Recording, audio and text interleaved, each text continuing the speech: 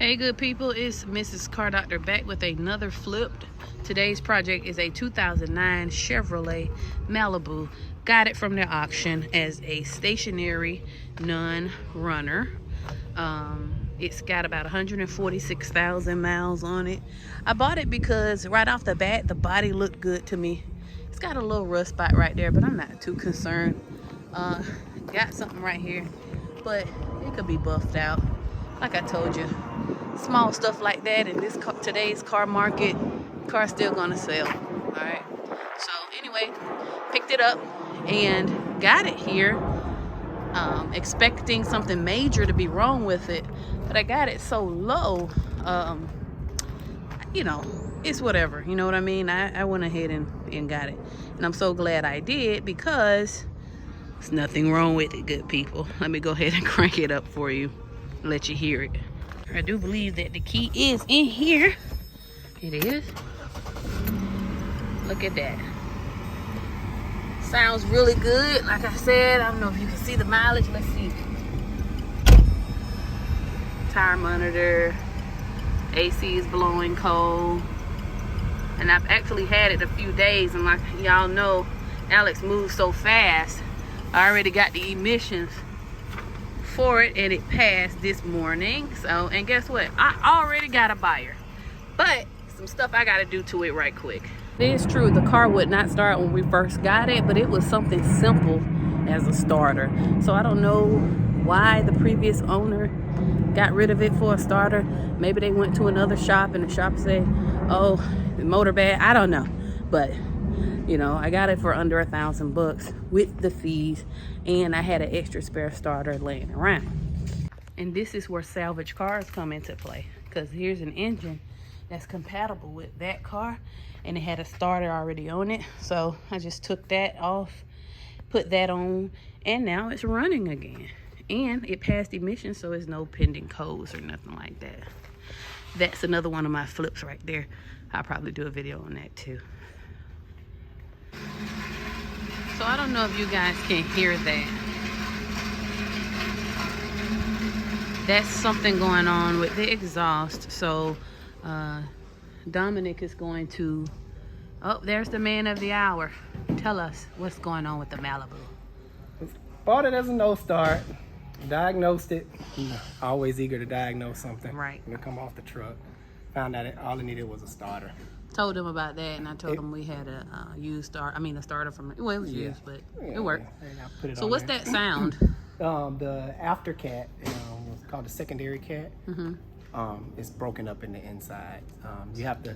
It's a V6, so this particular model have 3 cats. Your 2 primary cats and a secondary cat. Secondary cat is just pick up any fragments that's left over, pollutants that's left over by the main cats. It's not monitored by the computer, so I'm probably just gonna chop it off and run a straight pipe, which is total legit. There's nothing legal. Is it legal? Yes, very legal. Alright. Because it's just a secondary I ain't cat. going to jail for no cat. the 2 main cats is there. They're the most important ones. It's just, I don't know. Some of these manufacturers, they like to add extra catalytic converters to meet the mandated emission standards, or to make it their vehicle emissions a lot lower. They have an emissions war. Ooh, my car is cleaner than yours type of thing. And how they do that is add a 3rd cat. Or after cat, secondary cat. Okay, cool. Oh, tell us what else we got. What else you gonna do that you saw? This car is pretty much turnkey. So I'm gonna rotate the tires. Because the brand new tires need to be on the front. Quick lesson, quick tip here, guys. This is a front wheel drive car. These tire places, they think it's a universal type thing to say, oh, always put your best tires in the back. No, your best tires need to go on your drive tires. This is a front wheel drive vehicle. Your best tires need to go up there. On a rear wheel drive car, yes, put your best tires on the back, because if you have ball tires on a rear wheel drive vehicle, you can fishtail in the rain and stuff like that. It's not pretty. Front wheel drive car, you need your best tires up there, so you won't hydroplane. You need good tires all the way around, but best tires on your drive tires, which is the front ones on this. I'll put a link in the description too. He had a couple of videos about tires and wear and all that other stuff. I'll put that link in the description. So far we did a starter, which was free. We're gonna rotate the tires. Which is free. You're not gonna charge me? Thank you so much. Oh my God. I'll give you a tip.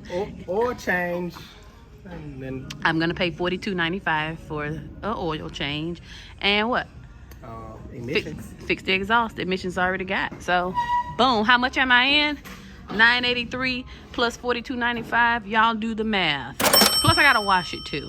So we already got the stuff for that. We're gonna in-house wash it because it's a pretty clean car. okay, cool. Well, again, not much in. So let's take a look at the numbers and see what I'm gonna sell it for, and I'm gonna let them get down. Hey, what's up, Dominic? Don't be shy, man. Say hey. And let them get to it, and we'll be back. I'll go over the numbers and see what we're gonna sell it for. Now for the fun part, let's talk about the pricing. Part of my pricing strategy is to use Kelley Blue Book. It's an app right on my phone, easy to use, quick to use. Type in a year, make, and model. Make sure you choose the correct trim, as all of this affects the pricing, okay? This one has the 3.5 liter engine, and I always go around to the nearest 100,000 whatever on the mileage. So if it's 146 and some change, I'll do 147. Make sure you have all the bells and whistles checked. It does affect the price. Suggested retail is $68.77, and fair purchase price is $63. All right. All right, got the Malibu all done. Alex is gonna wash it for me. Make sure y'all keep on the lookout for this stuff. Doctor's Orders. It's something that we're thinking about making, but it works really Secret good. Sauce. Works really good when cleaning up the car. So I definitely already have a buyer. She's on her way within the next hour or so. So I didn't even have to post this one online, guys. It's already sold. She wanted it when it was dirty. So of course, very dirty. And it was still making noise, that funky noise, and she wanted it. So she gonna want it even more now. So it's already sold.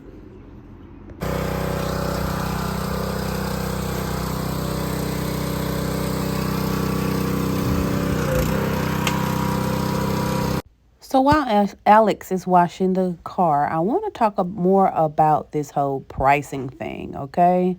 I know just a few minutes ago, I showed you the KBB and it was at like $6,700, and it made you excited probably because I'm going to make all this money.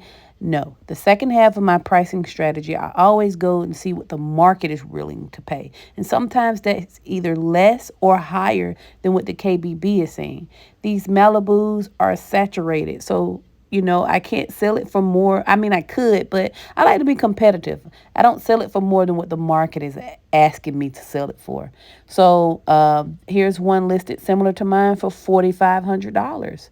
You know, if you got a buyer that's searching online, they're going to look at that. They're going to look at yours, and they're going to look at this one and probably pick the lesser priced one. You know what I'm saying? So you got to do both. You got to do your KBB, and then you got to go online and see what others are selling for. And I wound up selling mine for $4,500. Okay, this is the end result after Alice got done washing it, and it turned out beautiful. She loved it. She gave me my $4,500 that I asked for the vehicle, plus taxes and fees, which she probably about $4,900, which puts me at a profit of a little over $3,000 on this flip.